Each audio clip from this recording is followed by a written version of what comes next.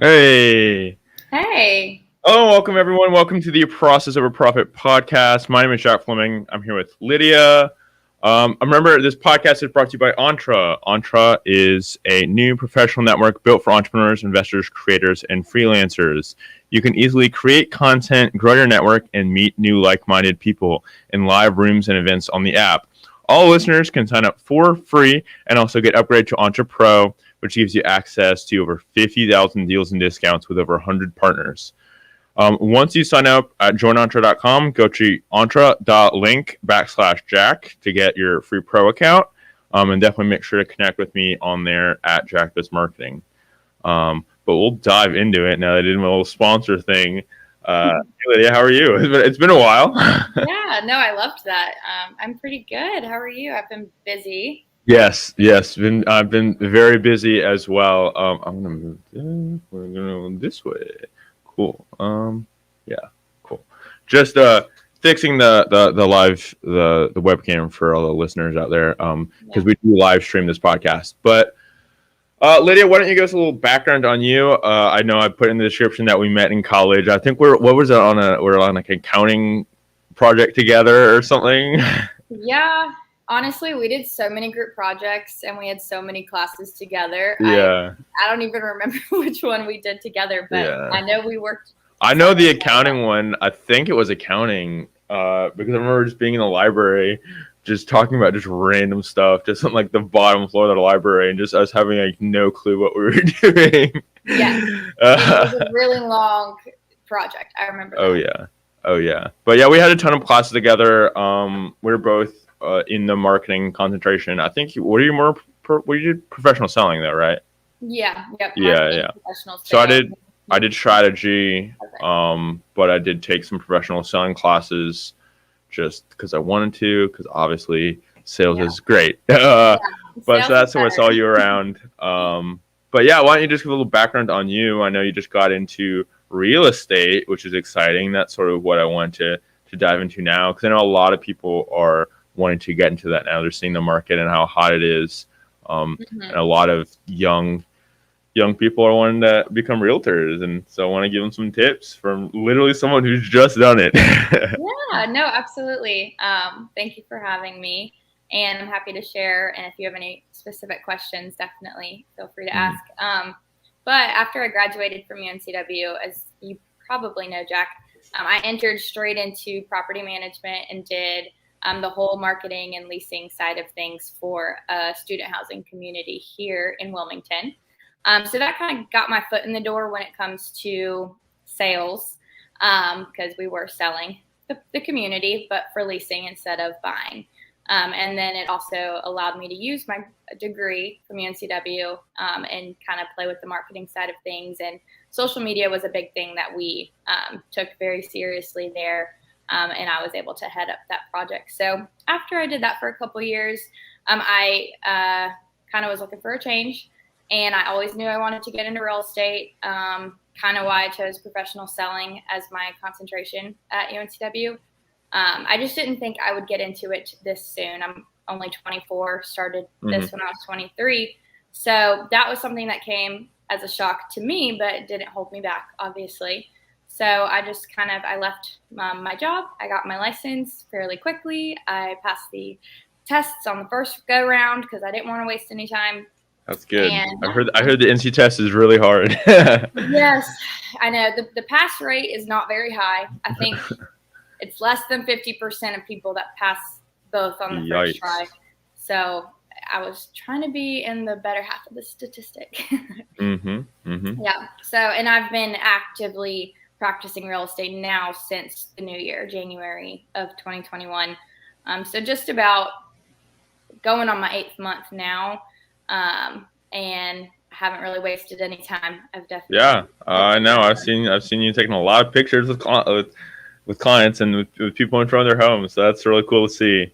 Yeah. What was your plan then? I know you said you got into it a little bit earlier than you expected. What was your was it would were you planning to become a realtor maybe at a later age, or what was your plan? Yeah, yeah. I honestly thought that was something I'd do later in life, like maybe in not so much later, but maybe in my 30s or so. Mm-hmm. And I thought that I would stick to kind of working for a big corporation like I was. I worked for the Scion Group, which is the largest student housing company in the nation. And I thought I'd either stay with them and rise up in the company there, which I did have opportunity to do that. Although they were requiring us to relocate to Chicago if we really wanted to see any growth opportunities. And I'm not one that likes the cold. I like it down here. So yeah, I decided to kind of shy away from that. I essentially declined and then ended up leaving. Cool. Yeah, I definitely have kept up with y'all, and so maybe just because I follow it because I was in college and they give out a lot of free things to people who follow accounts and all. But y'all definitely hold your social media accounts to a high standard over there. It's rebranded multiple times while I've been around. Yeah, well, only one time. Well, everywhere has rebranded once at least while I've been around, basically. They all have student housing, but it's a big industry, honestly. Oh, I'm yeah. glad I was in it, but kind of glad I'm not in it anymore. So what piqued your interest about real estate from the get-go? Was it the spark? What did you, I guess, from going to college and wanting to do professional selling, what was that your end goal from before going to college, or what did you like real estate, working in student housing, and you wanted to get into it? What was your I guess inspiration for getting started in real estate? Yeah, I feel like it was honestly a mix of things. Like you said, I did have a vision that I would become a realtor one day. I didn't really know if that would be end goal or anything like that. But I think it was a combination of things. Also, it does help to hear what other people see in you. So, mentors that I had in life and stuff, and some were in real estate, some were in sales, some were just coaches from when I was a gymnast, and they told me that they saw that in me, and so that kind of helped me see it. Just the ability to give somebody a great customer experience, and that's ultimately what I want to do and what I always strive to do. So yeah, the sales part, the beautiful homes, the all that, the HGTV like glam lifestyle, that some of that is true. I do get to go see some amazing properties, and I do get to record videos and all that. You were on a dock the other day, yeah. Yeah, I know. That house is amazing. I'm actually going back there today, second showing for the client. So we're just gonna see it one more time before we decide. But yeah, basically it's kind of a mix of things. Ultimately, why I like my job now and why I foresee me staying in real estate is just seeing the happiness that the clients feel once they actually take this next step and we find them what they want. That's the goal for me. I never want a client to make a purchase and regret it. I always ask those challenging questions like, is this practical for you guys? Are you sure this is going to work for your lifestyle? Because ultimately, I just want them to be happy with the home that they end up finding or selling, and the process. I want them to be satisfied with the entire experience. Yeah, because home buying is a big purchase. Right? You don't want a buyer's remorse, or I guess seller's remorse at all. Most Americans, that's the biggest investment you'll ever make. Yeah. That's really cool to hear, and it's really, that's part of my motivation too. Is when I sell my service to people, it's always going over and above. When giving people deliverables, and so your deliverable is obviously a service, and showing them, I guess, houses that you think they'll like. Mine is making them photography, video, whatnot. But it's obviously going above expectations. And, I tell most people is that we're a customer service company, but I happen to do marketing. So yeah, I'm definitely super customer service focused. But what are some things that you've learned in school that have carried over to that you now use in work? Because I know a lot of people, maybe not a lot of people, that's a big statement, but some people don't use their majors a lot, or they forget, and they learn a lot from real life experiences, which I'm super big on learning from real life experiences. But what have you learned in school that's stuck? I would definitely say the sales aspect of the classes I took in the business school definitely have helped me. And I'll think back to, actually, I have a marketing, I think you and I may have taken this class together. I think it was Marketing 340. And the only reason why I remember the number is because I recently found the notebook. Oh yeah, Usually, I hate that. you throw away class materials. I always threw away class materials, but that was We had a one big class. we had a bonfire. We would do that a lot. We just have a bonfire at the end of the year and just burn everything. Well, Like, I know I'm crazy. in college, I kept stuff. Like I actually kept books. I have my marketing analytics book. I rented. I kept it, so I purchased it technically just so I could keep it and have it as for future reference if I needed it. But I typically don't do that a lot. But for college things, notes and books are a lot more important, than you can actually use later. Like the negotiation book, I'm pretty sure I kept on to that too. Thanks, Chegg. But yeah. Yeah. So I've looked back at those just to remind myself of some of the marketing strategies that are proven to work. And then even past that, when I learned a lot about branding and customer experience at my past job. My title for my position was customer service and experience manager, or no, customer sales and experience manager. That's what it was.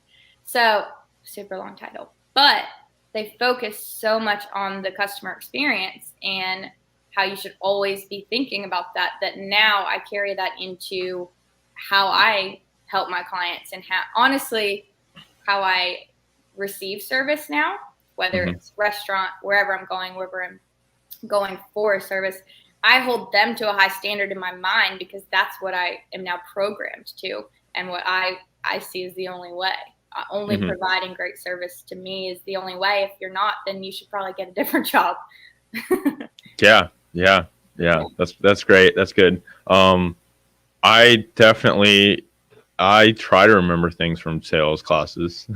I try to remember the acronym or the abbreviation we had. I think it was sort of the P, or maybe it was called, I don't know, but it's we had I know what you're talking about, but I don't, because it's when they just started that new program, and we did it like in the room, and we focused on I'm blanking on it. It's like it's literally called plan or something, I'm pretty sure, but something super simple, but it's how you basically sell well. You figure out the problem, you figure out their need. It's gonna come to me like right after this ends. That's when it happens. But yeah, so that's good. I remember a lot in college too. You mentioned things that's like are known facts, and so I know for a lot of times in school, you would read case studies of like IKEA and big companies, and we're like, I don't know how this is going to relate to my job, especially for me. I'm small marketing company over here. Like, how does the marketing at IKEA relate to what I'm doing now? And a lot of people don't think it does. So a lot of people do focus on the real life experience, but it is good to know, if you are trying to build a company as big as IKEA, some things that have helped them along the way. Like the classes I like to take in school too were HR and management classes, which are a lot more on the entrepreneurship side of things. But those are a lot of things that definitely stick more. And I think HR, management, sales, and negotiation were probably I was going to say, well, look at you now. You're an entrepreneur. Yeah. I mean, realtors are too. Don't get me wrong there. Realtors are definitely entrepreneurs, and we can talk about that as well. And that how you sort of got started, and like how basically if somebody's trying to get into real estate, they got to do the testing and all. What are your tips on doing the test and finding like team structure? Because I know some people are under other people. Some people, do the online structure with EXP. There's a lot of different structures out there, and I'm friends with everyone, so that's why I'm not trying to be super biased at all ever. But people give me their cards all the time to have them in their car, i.e. Lydia. But yeah, so I'm trying to be biased, but do you have any tips for people getting into real estate, taking the exam, and then finding teams and stuff to get it to get under? And I'll remain unbiased as well. Can I share who I'm with? Yeah, it's fine. Yeah. Okay. Yeah. So I joined Keller Williams mostly because of how tech forward they are, and I wanted a company that was forward thinking and looking for new ways using technology to provide the best service for our clients. So that's kind of what caught my eye with them. And then as well as just having great connections in the office before I got my license, I knew, people. So that helped. But overall, I think interviewing with multiple firms is a good decision. I did speak to some other firms as well before I actually signed on with Keller Williams. And I just felt at home. So what I did then was join a team within the firm. So that's an option. Some firms provide, some don't. That's why I brought up team. Because some people do their own thing, and that's perfectly fine. Some people don't like, like the whole commission thing and giving money up and all, but it's a lot goes into it. I mean, and I pay a big split back to my team. So definitely you make less per transaction, although your overhead is much less. Your coaching, mentorship, and training is much more. So to me, it was a no-brainer. I will still do well financially, and I will learn so much more, and hopefully provide value back to the team, which I've now been able to do, which is amazing. But at first, it takes a while. If I were to tell a new agent that they're going to make money in their first month, it's impossible. It's truly impossible because. Oh yeah, I brought up a tip to the guy the other day because some student slid into my email, which is great. I love how SEO is going. I'm getting students emailing me. It's perfectly fine actually. If you're a student listening to this, please email me questions and ask about jobs and all. But he asked me if he's trying to do digital marketing, website design, and all. He's like, "How is this like a thing that's profitable? Like, can you make a living like wage kind of thing?" I'm like, "Hey, LinkedIn says, and this is LinkedIn telling you this, like, and it's also me, like, it takes 3 to 4 years on average for a business to become profitable. Like, it might be different for different industries. I know marketing specifically is a lot of service monthly. There's not necessarily a ton of expenses on our side, and we do charge a lot sometimes too. But so it might be a little bit easier to get into it because it's more of our digital native, Gen Z, millennial kind of realm. We sort of thrive off of technology. But I'm like, like, hey, dude, if you're trying to build a company or even, I guess, do real estate too, it's going to take some time to grow your brand and just get out there. So don't expect it to be like an overnight thing, or as you said, to have clients within the first month even. Yeah, it's going to take some time. So even if you do, because some people are like, oh my gosh, my aunt reached out to me, like, this is perfect. I just started. That's amazing. And so you take a few weeks to find them the property, maybe more in this market because inventory is so low and competition is so high. So it might take a little bit to find the house. Then once you find it, the quickest close, if there's a loan involved, is 30 days. So even if it took a few weeks to find the home and to get your offer accepted, from that day, you're still waiting at minimum 30 days out to get paid because you get paid at closing. So it takes a while. I would say on average, you probably don't get a paycheck in your first 90 days. So cool. Great. Right? I mean, I saved a lot, and that's why I was able to do what I did. And I'm very thankful for that because if you don't prepare, then that's what I told the student too. I'm like, hey, like if you're trying to do this as a business, like either make sure you have money saved to where you can start this. I would say, hey, like you can do this as a side. You can moonlight this, do website at night from 7 p.m. to 12 a.m. and work another job so you can raise capital, and then you can use all that money to do all your LLC filings, which really isn't that expensive. But then like make your own website, do your own marketing, and that kind of thing. Do all the branding you need. And then you have at least stability. So if you don't have clients for a couple of months, because sales cycles are different too, especially like now with real estate, it's different because of inventory and all. But even for me, like people do their due diligence and talk with other companies and try to get quotes from a lot of different people, set up meetings. And so I'm figuring out my sales cycle it can be a couple months. I don't like that. I'd like people to just pull the trigger quicker, but sometimes that doesn't happen. But it's definitely good to have money in the bank to save, especially if you're trying to dive into entrepreneurship. or become a realtor. I put those in the same category because yes, you do have, and you're under a team. You do have a lot of close mentors, but it's still definitely very much on your own.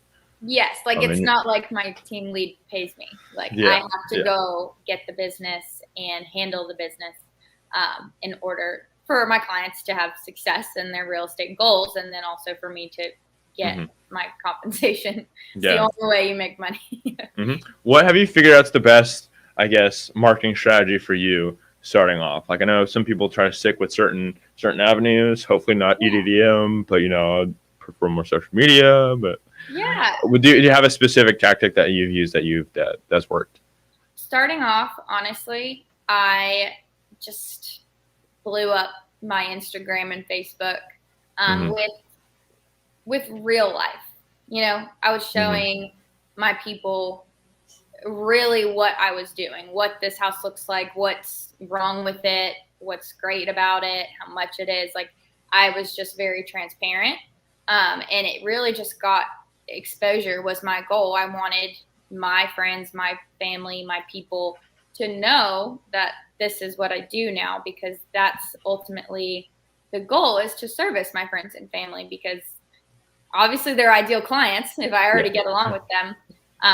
And, I would want to help them achieve their goals more than anybody. So definitely social media, using stories, using reels now, and using just posts. So yeah, that's good. I'm not gonna say I told you so, but I definitely told her like, hey, you should do reels. I know it took a minute, and it still takes so long. They're challenging. I mean, making that kind of content is not easy, but I do see the value in it, and I'm not one that really shies away from just talking to my phone. So it's the organic side, I think, is really cool. And it's like, even let's say for my business TikTok, it's like I literally have 12 followers. Like it's great. I had 12 more than if I didn't be on that platform, but I'm getting 600-ish views per video, which I'm like, hey, that's more than like YouTube videos are getting. Like 600 organic views I think it's great, especially if I only had 12 followers. Like I haven't had one that's popped off quite yet. I haven't like great content on there. You should go check it out. But but it's things like that. It's like organic. It's long game. It's completely long game. But yeah, that's super cool. What has been the hardest part that you've had to face so far, like in real estate? Is it working with in like independent contractors, like photographers and inspection people? Is it trying to deal with clients' needs? What has been the hardest part so far? I would say overall, the relationship building aspect, whether it's clients or vendors, has been something that has worked really well for me, and is I would say a stronger part of my business. And I'd say where I struggle most is just finding, because of this market, finding, my client's dream home. So it's worked. Obviously, I've helped lots of people find it. But still, I have a lot of clients that I'm helping right now, and inventory is still declining. It's not going up. So back in March and April, everyone was saying this is the lowest inventory we've ever seen. Yeah. It's now lower. It's in August. It's lower. So what I'm trying to do is find clients homes that are off market, meaning not on the MLS. So basically confronting homeowners and asking them if they would sell to my buyer. So that is not something that's easy to do. Cold sales right there. Oh yeah, and I do it. And so I would say that's the biggest thing I struggle with, as probably every realtor is right now, is just finding what your client is looking for, because we have all the tools and resources, and I definitely have the time and energy to put into it. It's just if the houses aren't there, you can't just make them up. So you have to go find them. You really have to just go find them. Yeah, there actually has to be a tangible product to sell. Yeah. So that's the issue right now, but it's still working. It's just more challenging. Cool. Yeah. What do you have any claims that you want to make for future of real estate? I mean, I know obviously like inventory right now is super low. And I think easy claims could be like, oh, there's going to be more inventory in the future because things will change. Real estate's one of those things that just changes a lot, apparently, Yes. whether it's with the market or whatnot. But yeah, I mean, I feel like I'm not one to necessarily speculate because there's a lot of opinions out there about what's going to happen. So, yes, we're in a seller's market right now. Does it typically lead to flipping to a buyer's market eventually? Yes.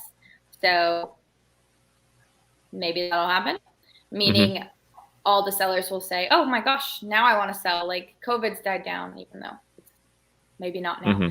But if it flips and then now we have too much inventory and not enough buyers, that's when it becomes a buyer's market because they can start offering lowball offers instead of 20,000. Yeah, there's more stuff for people to choose from. But I mean, again, it's like this demand thing. I think is wild, and how people are offering offers literally like not hundreds of thousands, like tens of thousands over, and they're like third in line. they're not even close. Like people are wanting so much more money than actual asking. It's insane. One thing I definitely am proud of that I will share is that I have not helped a client yet that has lost in a multiple offer situation. That's good. Yeah. We've won every time. That's cool. So yeah. Hopefully I'm gonna keep that streak going. Yeah. Well, you got any? You're trying to keep up real estate? You got any future plans? You just want to keep it up? Stay in the area doing it, or I don't know. Again, just the future plan thing. No, the speculation. Definitely, my future will continue to be in real estate. My hope is to then start investing in real estate myself. So buying properties and either holding them and renting them out, or buying and flipping them. So that's something that I look forward to doing. Definitely an Airbnb route, or buying, coastal property to where I can, probably a condo, to where I can hire a vacation rental company. And I mean, the return on investment there in these beaches is amazing. I know a lot of people doing the Airbnbs right now too. Yeah. Yep. Yeah, exactly. We're in a great town for it. So that's my goal for sure. Cool. Well, if you got any, do you have any like one-liners for people trying to get into it? Like, hey, do this. Like, study for the exam if you want to be in professional sales or be a realtor. Study for the exam, like do your due diligence and like look for a team that you want to work with. Look for a company that you want to work with. What's your one-liner for people trying to get into it? Well, you kind of just said it, Jack. Yeah. Okay. Well, yeah, I would say. Trying to give you an example there, but study hard. Don't take the class lightly. If you want to pass it, you need to study and put in the work. Interview multiple firms. Figure out what best fits with you, because everybody's different and every firm is different. And then join that firm and trust the process. I mean, really trust the process and don't give up. There were so many times I wanted to give up. I mean, when you're working every single day for months, and you're not getting paid, that's challenging. It's not easy to do. So that's why so many realtors get out of business, because they can't handle that stress. So I would just say keep going, but also be prepared for what you're getting yourself into, because that's one thing I really didn't know. I'm just lucky I'm still here and I love it. But I'm happy to talk to anybody that has questions about getting into real estate. If we want, sidebar call, anything like that, I'm happy to tell you how my experience went, even in more detail. I'll give you a chance to your call to action. I know your website below, but you can literally find her everywhere because she's a realtor. You can find realtors literally everywhere. Yes, it's not hard to. New real estate Instagram page. I did see that. Yeah. Nice. What has it been like? I've wanted these businessy kind of interviews to be more free flowing, and since I know you and Josiah, how is it like being in a relationship and both being like young professionals? How has that been? You know what? We are both in a commission-only industry. So it's actually so motivating to have each other kind of balance each other. So, when I'm doing really well, I have closings and all that, like he's hyping me up. And then say I'm like at a low or he's at a low and we're just like, not hitting our numbers where they're not where we want them to be, XYZ, whatever the case may be. We're also hyping each other up. So it's a lot of motivation taking place, which is awesome that we have that structure in our relationship. And we know each other's goals. We celebrate each other's wins. And yeah, I would say it's definitely a great spot to be in, other than stressful, because commission means not guaranteed money. Yeah, I mean, at least you both know that. I mean, yeah, comfortable money is fun too. But if you're both know what the other one's going through, I guess it's a little bit easier, and you can share experiences and the pain and suffering and glory, I guess. Not every day is a pretty day, but we both left salary jobs for what we do now, so we both experienced the other side, the comfortability. But yeah, I mean, knowing both of y'all, I know you're definitely both super motivated individuals. So commission jobs are great. The thing is, too, there's no ceiling. And I think that's what a lot of people like about entrepreneurship is there isn't a ceiling. Is that you can literally, I feel, if you're in corporate America or in some other job, you can make $40K out of college, let's say, and then you literally have to work for another 20 years, maybe before you start making 60, 70, 80, 100K, maybe. I don't know. But a lot of people sort of are intrigued by the fact that you can, I can make 10K a month, doing this entrepreneurship thing. They want to at least try it out. So I think that's a really cool part about entrepreneurship, and even real estate for sure. Yeah. That's one thing I honestly forgot to mention is one of the reasons why I got into it. Yep. I mean, I used to work my tail off at my past job, and I got paid the exact same as somebody else doing my job and doing it not too well. And that it frustrated me that there was no financial growth opportunities there. So I was like, I need to do something where I can work as hard as I want to earn as much as I want. Do you think that almost that comfortability aspect, do you think almost our generation and maybe the generation below us is since there's so many different things going on that they're almost not growing up super comfortable, and then they want more things that are a not comfortable salary. They want to be more entrepreneurship, more businessy. That's not structurally a great question, but do you think how basically people have grown up now, our age and people below us, since all these crazy things are going on, they're not super comfortable in life in general. Do you think that's going to spark more of them wanting to get into uncomfortable jobs, I guess, like entrepreneurship? I see what maybe you're saying. Posing more risk. Yeah. I definitely see that as a possibility, but I also see the opposing side of they've been so uncomfortable, so they're going to be searching to feel comfortable. So I see both. Most of my friends and just people we knew in college are in a salary position. Yep. They just are. There's nothing wrong with that. Not at all. But I would say percentage-wise, not many are taking the risk that you and I took as far as a financial risk. But also financial freedom is the goal. Yeah, true. Well, that's really all I got. I've been told I need to keep these podcasts shorter. So in the past. I try to do 40 minutes to an hour. Just seeing how it goes. But I don't want to bore people with, obviously I don't want to bore people. So I think 40 minutes is great. 40 minutes is great. So I wish there were a way that your audience could ask me questions that they may have, but that's something that they can do. Yeah, the two live viewers, if y'all have any questions, feel free to ask.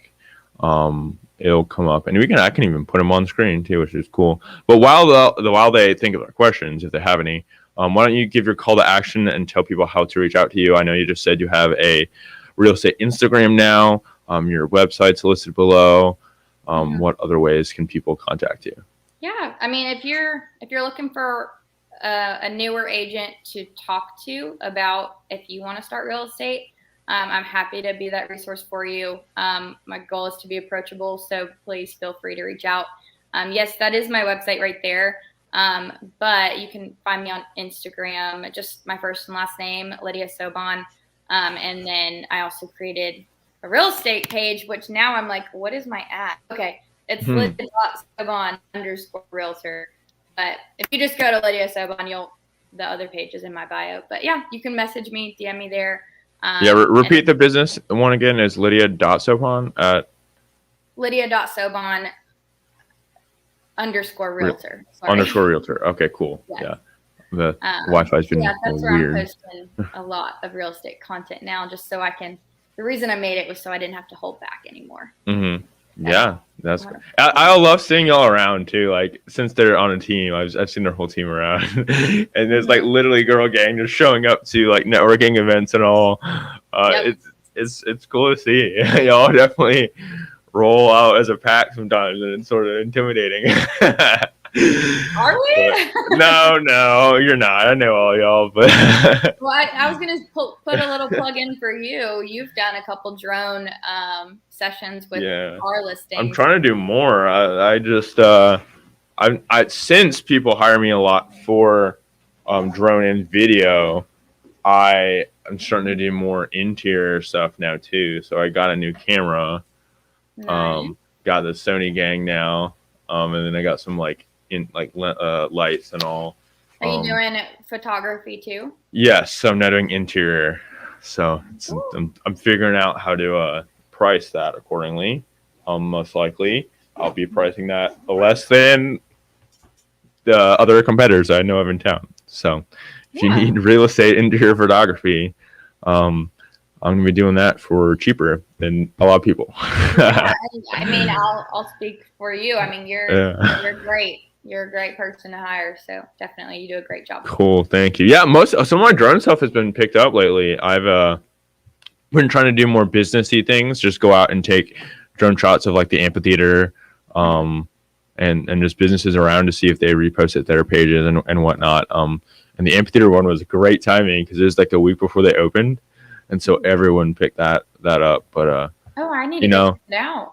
Yeah, it's on my page. It's on a lot of the pages of the apartment buildings next door to it. But like the city commented on it. The city commented fire, so that's a cool thing. Fire. I got a comment from the city of Wilmington. That's cool. But no, I've had some. So that's been a goal lately, is do more branding, kind of just shots that other people would pick up for those, I guess, influencer location pages.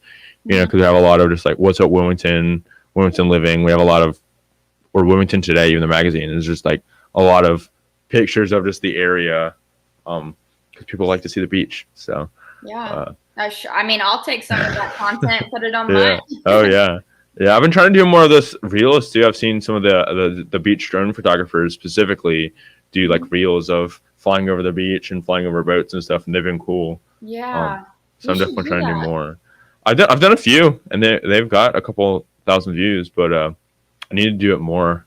I'm just always looking for it's been tough. I've been getting busy. I'm having to make some websites for people now, and I actually have some clients who are specifically hiring me for like reels and TikToks and all. So it's cool that form of content is growing. Definitely. But yeah, we gotta catch up sometime. It's definitely great talking with you and about sort of how you got started in real estate, and hopefully if you are watching this or listening, you got some great tips, and even if you don't want to get into it, it's good sales advice. It's good advice just for being an entrepreneur and running a company.